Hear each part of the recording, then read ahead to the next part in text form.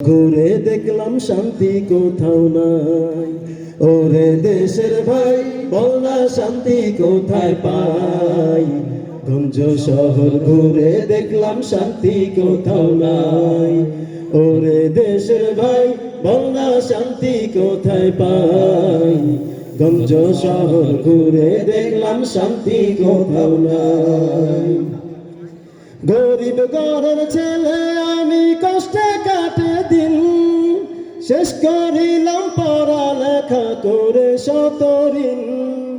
গরিব ঘরের ছেলে আমি কষ্টে কাটে দিন, শেষ করিলাম পড়ালেখা করে শত ঋণ। বাংলার যে সমস্ত দরিদ্র ফ্যামিলি আছে, যারা তাদের সন্তানদেরকে একেবারে মাথার ঘাম পায়ে ফেলে পড়ালেখা করায়, যাতে করে পড়ালেখার শেষে একটি চাকরি করে সুখে শান্তিতে মা বাবা নিয়ে থাকতে পারে। কিন্তু এমন অনেক পরিবার আছে যারা ছেলেকে পড়ালেখা করাতে গিয়ে সর্বস্ব হারিয়েছে, জায়গা জমি সব কিছু বিক্রি করে দিয়েছে, তারপরেও চাকরি নামক সোনার হরিণের নাগাল তারা আদৌ পায় নাই। কথা ঠিক না ব্যাঠি? তো বাংলাদেশে বর্তমান পড়ালেখার আমার মনে হয় তেমন কোনো দাম নাই। যার মানি আছে এর সব দাম আছে, যার মানি নাই যত সার্টিফিকেট থাকুক কোনো দাম নাই। গরিব ঘরের ছেলে আমি কষ্টে কাটে দিন, পড়ালেখা করিলাম করে শত ঋণ। কেউ বুঝলো না মনের দুঃখ, কেউ বুঝলো না মনের দুঃখ চাকরির বেলায়। ওরে দেশের ভাই বল না শান্তি কোথায় পাই। গঞ্জ শহর ঘুরে দেখলাম শান্তি কোথাও নাই।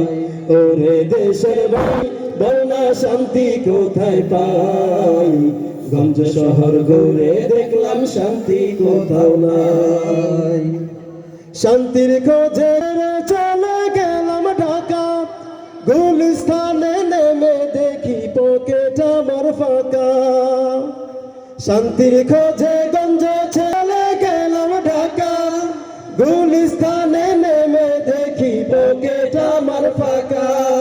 চোর বাটপাড়ার দুর্নীতিতে, চোর বাটপাড়ার দুর্নীতিতে গেছে গোল্লায়। ওরে দেশের ভাই বল না শান্তি কোথায় পাই। গঞ্জ শহর ঘুরে দেখলাম শান্তি কোথাও নাই। গঞ্জ শহর ঘুরে দেখলাম শান্তি কোথাও নাই। লোকে কইল হইছে বয়স করতে হবে বিয়ে, মুসিবতে পড়লাম আমি মেয়ে দেখতে গিয়ে। লোকে কইল হইছে বয়স করতে হবে বিয়ে, মুসিবতে পড়লাম আমি মেয়ে দেখতে গিয়ে।